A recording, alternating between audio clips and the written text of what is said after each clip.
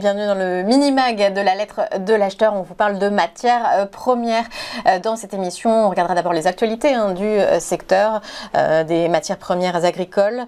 On fera ensuite un point commodité avec Mathieu Driol qui nous prendra deux valeurs et nous les commentera. Et puis ensuite, en fin d'émission, une interview avec un agroéconomiste, conférencier, Christophe Dequitte. Et tout de suite, donc, les actualités du secteur. Alors que la Banque d'Angleterre montait pour la 12e fois consécutive ses taux hier, la devise britannique est-elle montée jusqu'à 1,2669 $ pour une livre avant de se replier. Puis en fin de journée, elle s'est fritée d'ailleurs un petit peu face au billet vert à 1,2617, mais un plus haut quand même de un an face au dollar.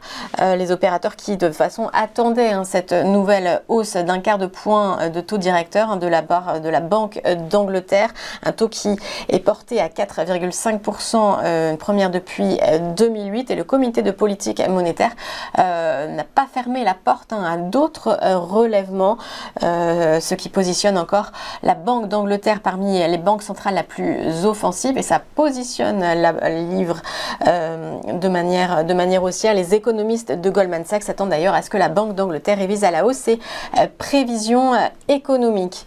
Et en plus du problème de la dette, les agriculteurs américains se préparent une récolte médiocre.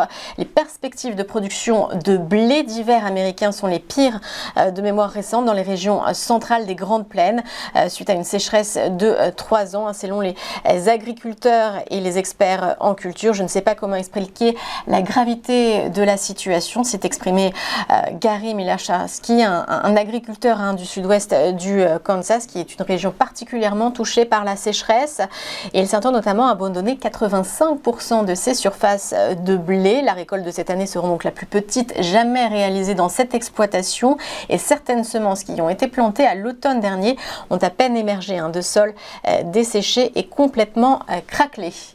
Et en France, les grenades, c'est un marché de niche qui se développe à l'occasion d'ailleurs du Medfel 2023. C'est la fédération des producteurs de grenades du Sud Occitanie qui est venue représenter le fruit rouge.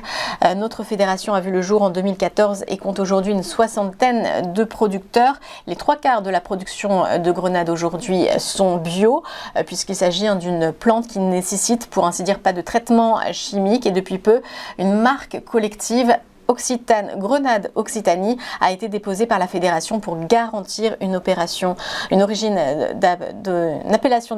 contrôlée et un savoir-faire aux consommateurs, rapporte Jacqueline Reg, la vice-présidente de la fédération. Et on passe tout de suite aux commodités de la semaine.